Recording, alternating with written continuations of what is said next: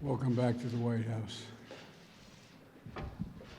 I'm honored to welcome Prime Minister Lee to the White House today. And I'm proud, and I mean this sincerely, I'm really proud of the partnership that between Singapore and the United States. It's as close and as strong as it's ever been. And together we're working to uphold a rules-based order, international order, supporting the founding principles of the United Nations and advance a future for the Indo-Pacific that is both free and open. As we look toward the future, Prime Minister Lee and I share a commitment to ASEAN and its centrality in all of what we do. And I'm looking forward to hosting the ASEAN leaders here in Washington, D.C. for a special summit this spring. We also discussed a wide range of concerns for peace and stability in the Indo-Pacific. That includes ensuring that all nations in the region, including China, uphold the principles that enable a free and open region. Singapore and the United States are both committed to freedom of navigation, as well as unimpeded flow of maritime commerce in the South China Sea.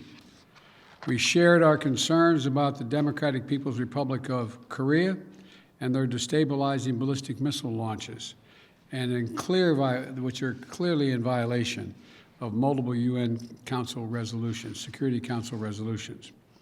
And we both urged North Korea to refrain from further provocations and return to the negotiation table for serious and sustained diplomacy. We're deeply concerned, both of us, by the continuing suffering and violence in Burma following last year's military coup. The coup had caused humanitarian crisis and reversed a decade of democratic and economic progress for the people of Burma. Singapore and the United States agree that the military regime must urgently implement the ASEAN 5-point consensus and return Burma to its path to democratic transition. We also discussed the war in Ukraine. Last week in Europe, the world saw the strong unified response and resolve among the NATO alliance, the G7, and the European Union to answer Putin's brutal and unjustified assault on Ukraine. Today, with the Prime Minister's visit and Singapore's strong leadership on this issue, it's clear that Putin's war is unacceptable to nations in every region of the world, not just Europe, but in every region of the world. It's an attack on the core international principles that underpin peace and security and prosperity everywhere, including in the Indo-Pacific. Today, Singapore and the United States are united and sending the message to all nations, regardless of their size or population. They are equal in their rights on the global stage. They have a right to sovereignty and territorial integrity and to determine their own future, free from violence and intimidation. Mr. Prime Minister, our nations cooperate closely on security and counterterrorism. We have for some time. And we have deep commercial and economic ties. We've also developed deep personal ties as well, I must acknowledge. And we're going to continue to deepen our partnership and seize the opportunities to meet the challenges of the moment and to meet them together.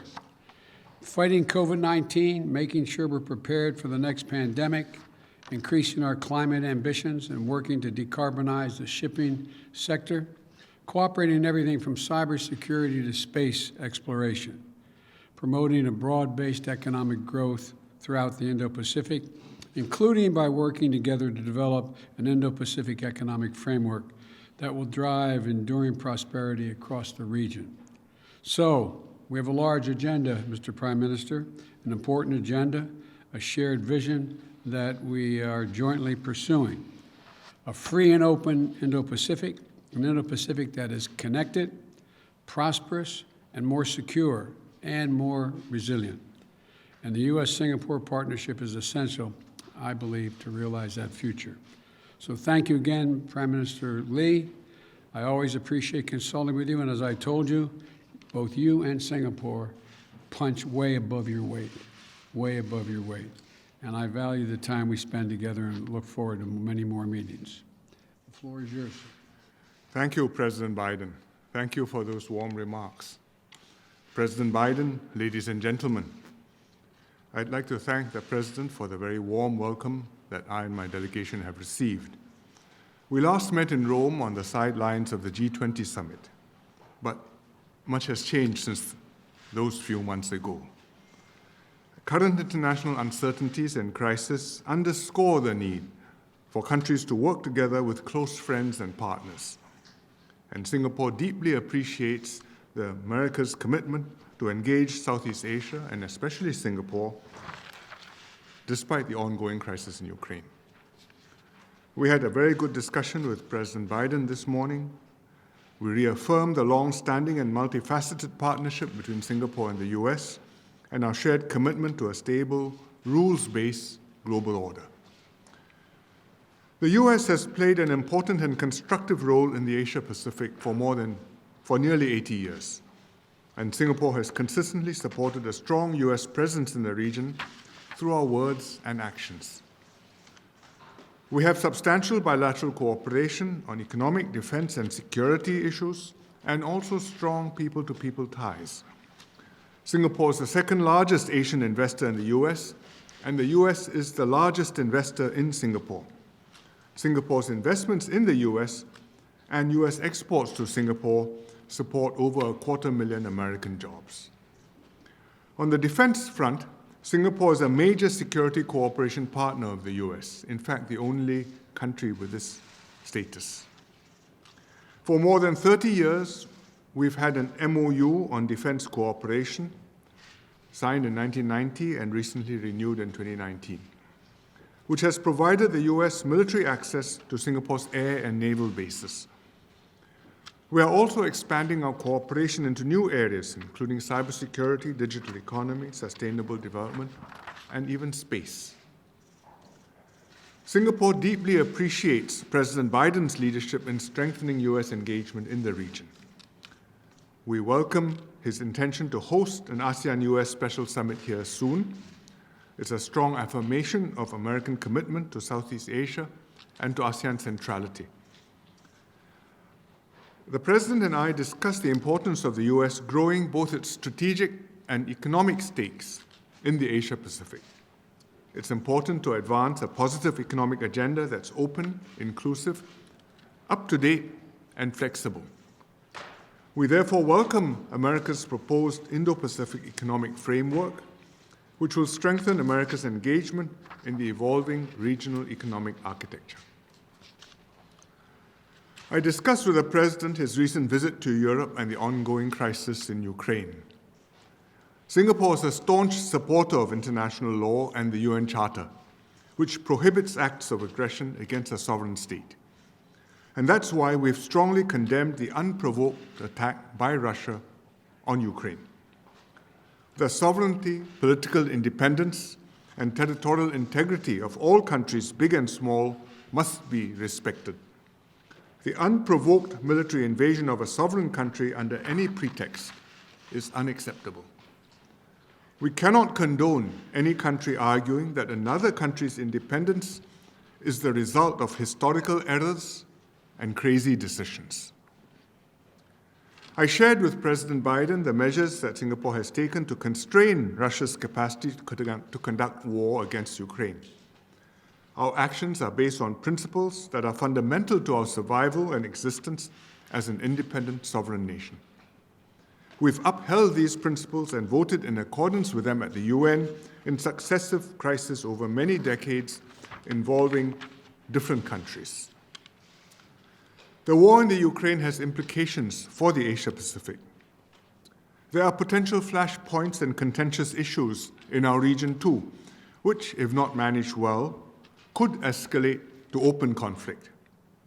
Countries with interests in the region need to pursue all efforts to settle disagreements through peaceful means so that we can avoid reaching a point of no return.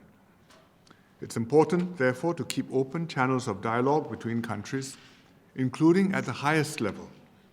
This will help to manage developments in order to avoid conflict and prevent misreading each other's intentions. We also need to create inclusive constructs to bridge differences and encourage cooperation and interdependence in the Asia-Pacific. for example, the APEC leaders meeting and the proposed Indo-Pacific Economic Framework. The US has enduring strategic interests in the Asia-Pacific and many friends in the region who want you to stay actively and consistently engaged. And I'm confident that within this regional context, Singapore's own relationship with the US will continue to grow from strength to strength. Thank you very much. Thank you. Now, we each agreed we'd take one question, and I'll recognize someone first. Darlene Superville, Associated Press. Thank you, Mr. President. What is your view of Russia's announcement today that it will, quote, fundamentally scale back its military operations near Kyiv and another northern city in Ukraine? Do you see this as possibly the war beginning to come to an end, or do you see this as Russia trying to buy time and to recalibrate for a new military effort? We'll see. I don't read anything into it until I see what their actions are. We'll see if they follow through on what they're suggesting. There are negotiations that have begun today, or not begun, continued today, one in Turkey and others. I had a meeting with the heads of state of our 4 allies in NATO, France, Germany, the United States, and Great Britain. And there seems to be a consensus that let's just see what they have to offer. We'll find out what they do. But in the meantime, we're going to continue to keep strong the sanctions. We're going to continue to provide the Ukrainian military with their capacity to defend themselves. And we're going to continue to keep a close eye on what's going on. Thank you. I call on Dawn Tan, Channel News Asia. Good afternoon, Mr. President. Good afternoon. Use the mic. Good afternoon, Mr. President, and good afternoon, Prime Minister. Prime Minister, you've advocated the benefits for the United States to develop a bipartisan consensus on Asia, that Asia depends upon a predictable US policy towards the region. How assured are you, though, that the momentum that you've seen with ASEAN-US engagement has the ability to move the needle on shared objectives in the Asia-Pacific towards the fundamentals that we all need to live by: peace, prosperity, and economic development? And basically, how well is President Biden doing in this regard? I think if you put it at a very broad level, there is consensus in the United States on the direction of their policy in the Asia-Pacific, that they want to engage China, that they are trying to develop a stable, predictable relationship with China, and at the same time engaging other countries in the region, not just on strategic and security issues, but also on economic cooperation and trade and other investment and environmental and sustainability links. So at a very broad level, I think the consensus is there. At the level of specific policies, each administration launches new initiatives. I'm quite convinced, having seen several administrations, that this one is completely focused on achieving something lasting in Asia, and we in Singapore will do our best to help to make sure that their proposals work and will take root and will continue to grow for many years to come. Thank you. Thank you, President Biden. Appreciate it. Thank you. Thank you. Thank you, gentlemen.